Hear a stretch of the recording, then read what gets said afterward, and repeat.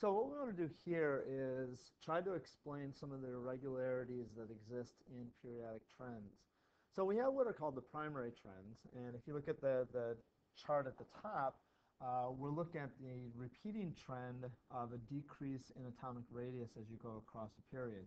So here we go across period 2, and we notice a decrease in radius until we get to the end of period 2, then we jump up to period 3, or the beginning of period 3, and then again there's a general decrease in the atomic radius. And again, this is where we get the term periodic table from, is that property, that that steady decrease in atomic radius repeats itself when we get to the beginning of each new period in the periodic table.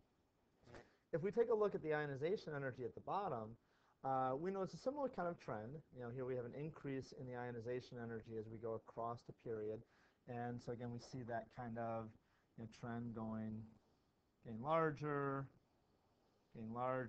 always with the noble gas at the top of the ionization energy for that particular family.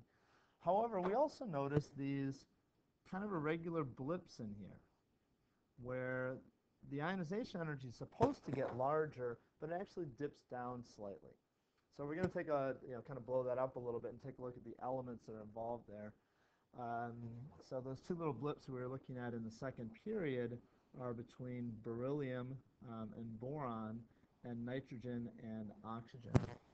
So when we go from beryllium to boron, we would expect the ionization to get larger because we would go from a 2+ effective nuclear charge in beryllium to a 3+ effective nuclear charge in boron. Similarly, in nitrogen to oxygen, we go from a 5+ effective nuclear charge in nitrogen to a 6+ effective nuclear charge in oxygen. Given that they're in the same period, we should have an increase in ionization energy.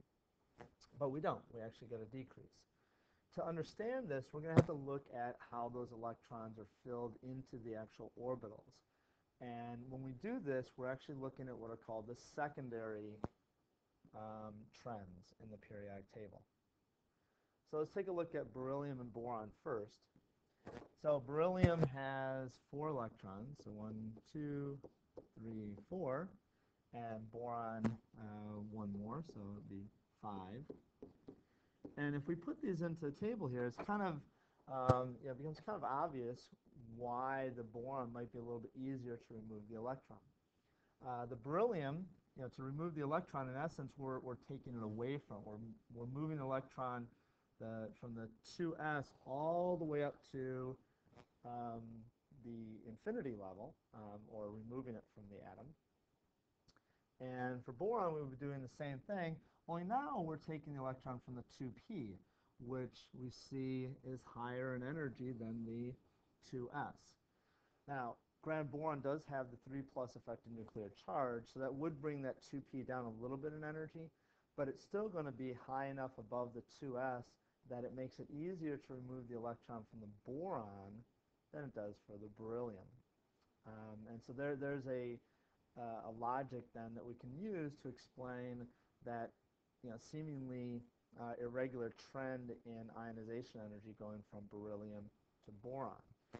If we take a look at the nitrogen to oxygen one, nitrogen has 7 electrons, so 1, 2, 3, 4, 5, 6, 7, so we've got them all spread out in the 2p's, and oxygen with 1 more electron with an 8.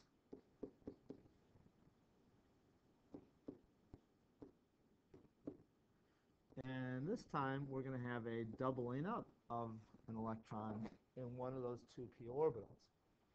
So when we take a look at nitrogen, we'll be removing one of those 2p electrons, again taking it out to n equals infinity. And for the oxygen, doing the same thing, but we notice that the electron we're removing is one of the electrons that's doubled up in that 2p orbital.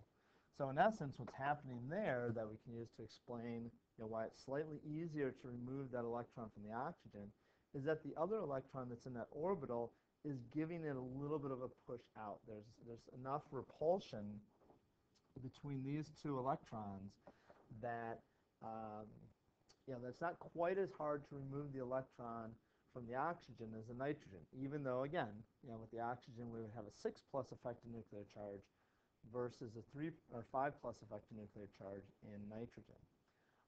So the bottom line here is that when you see an irregularity in the primary trends, it's time to get out the chart of orbitals, the energy level diagrams that we have here, and see if you can reason out using those why the irregularity exists.